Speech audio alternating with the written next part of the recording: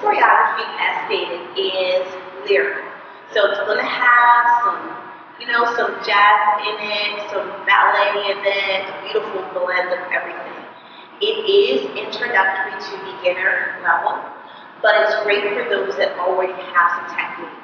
And it's awesome because there's some elements in, like there's some PAs, some different things like that, that if your dancers are at a very beginner level, you can start to, build them up and to train them.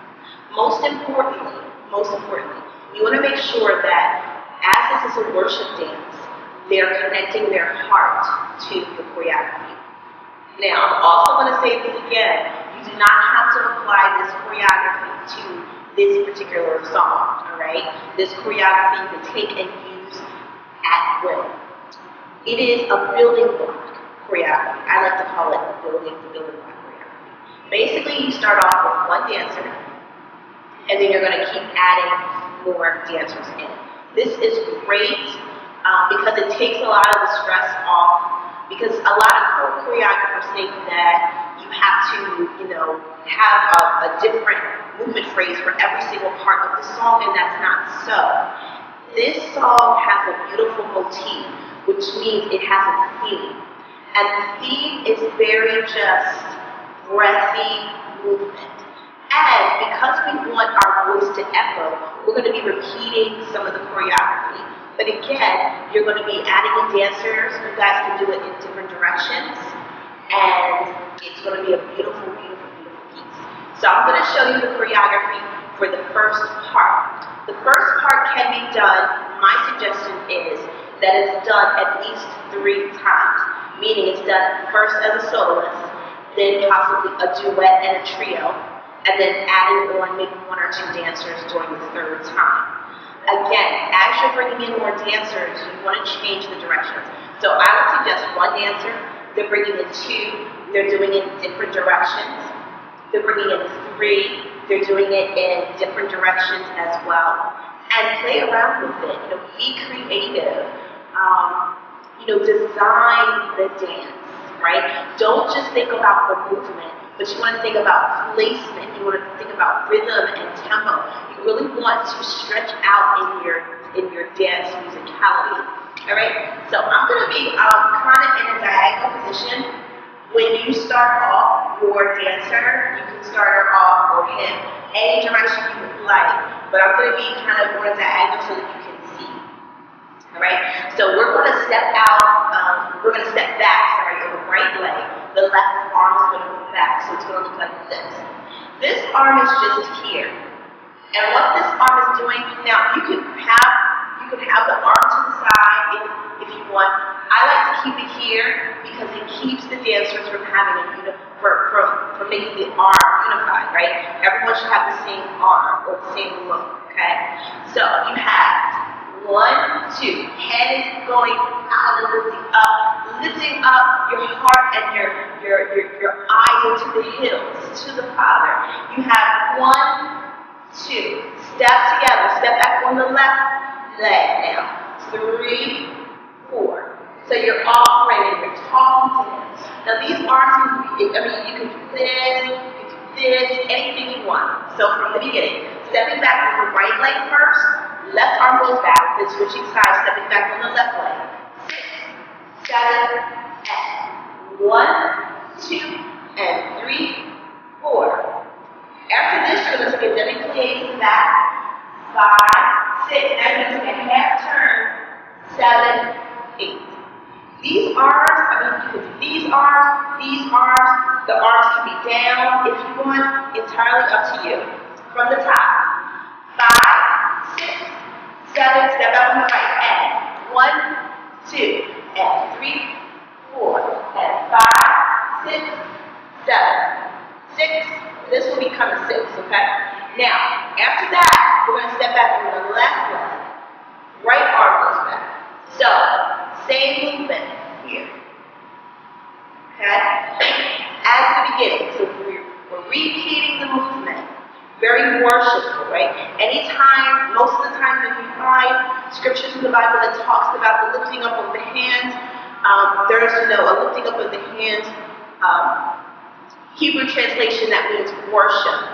Okay, so we're worshiping the Father. That's why we're using a lot of arms.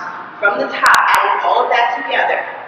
5, 6, 7, and 1, 2, and 3, 4, yay, 6, and 7, 8. All right, I kind of came out of the screen. 7, 8. All right. So after that, I'm going to move back in. So you're ending here. Left leg is in the back, right arm. You're here. 7, 8. 7, 8. You're going to step out on the left leg, take a soutenu, cross with the right leg, and the arms are going to pee into the heart. So you have 1. All right? Easy peasy. So let's go back from this pose. Left leg in the back. You have here. Step, turn, and then you're going to step back on the left, and you're going to bring the arms out. 1, 2. Okay? So you have 1, 2. Easy peasy. Let's put it all together, and then we'll finish it up. Let me step right here. 6, 7, 8. 1, 2. Stretch. 3, 4. Yay. Turn, and here. And soutenu, and 1, 2. All right? After that, now, this is the thing. If it's a soloist doing it for the first time, you can actually go from the soutenu to a lift, to a papa. All right? When you're adding more dancers, if you want to keep it kind of, not low key, but keep it more grounded, after the soutenu, step back. Okay, just take a breath. Here, here. After that, you're going to bend in. And it's going to look like this. The dancers are going to do a circle. If it's just the one dancer, she's just going to go bend, bend, bend, bend, bend. She can do a turn if you would like. There. But the dancers will come in to each other with their arms. Here. Circle. Then bring the arm down, and then back. All right? So when it's 2 dancers, they can do that from either here and circle, circle, circle, circle, circle, until they get to the circle, here, and then shift the sides. All right? With 1 dancer, you can actually, she can do here, and then she can actually do a turn. Now, what would be very pretty is it's done the first time, the 1 dancer does the turn. It's done the second time, and the arms are together. And then the back, right? Shift the weight. 3 times with 3 or more dancers, you can have the soloist do her turn in the middle and have the dancers dance around her. I hope that makes sense. And I wish I had dancers to show you guys. All right? So that's something that you can do.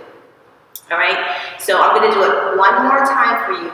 Again, this is just part 1. It will be done 3 times, different directions. So if you have 1 dancer starting here, and they're bringing the right leg back, and they're doing this, then you would have 1 dancer on the other side doing it that way. All right? So here we go. 5, 6, 7, 8. 1, 2, and 3, 4, and 5, 6, and 7, 8. And soutenu, and 1, 2, and then circle, circle, circle, circle, circle, circle, circle, circle, here, or sorry, here, and then shift your weight. Alright, I think I jacked that up. So let's try it again. I'm going to do the dancer that's in the circle, so I'm going to do the turn. Alright? 6, 7, and 1, 2, and 3, 4, yay, and open, and 1, 2, and 3, 4, and 1, 2, and now the song goes, there's a mellow part, ooh, this part, you can do beautiful, beautiful things with that part. It is at the beginning and at the end. You can have runners come in, so you can have dancers just kind of cross and run in and run out. Now, let me say about the running in and running out. Oftentimes, I don't like that. That's just me. Because I like the dancers to stay in place and to stay in a worshipful place. So if they're in the sanctuary, they should be moving or dancing or engaged in some way. All right? So if you have, for instance, if you have the dancer doing the solo and you have the other dancers, you can have them doing these soft arms and down. You can actually have them doing that actually pulls and then going to the other side and then going up and then going down. You can have them placed in groups as the soloist is dancing, and then when the other dancer joins her, they're still doing the same movement, so they're still doing it, right? You can always do pliés that cross, keeping with the motif. So keeping with the choreography, plié, turn, and here, 6, 7, 8. So there's so much that you can do. So that's just part 1. So for the next part of the song, she says Jesus. So this should be the 4th time, I believe, maybe 4th or 5th time. So after it's done 3 times, now again, if you want to elevate it, you can. My suggestion to elevate a piece like this is to use some type of silk scarf or some type of scarf. I wouldn't use anything heavy yet, because according to the musicality, it kind of doesn't call for that yet. And if we're still doing the same movement and the same choreography, that you don't want anything to interfere with what you're trying to say, which is the movement, right? So I just chose these 2 colors.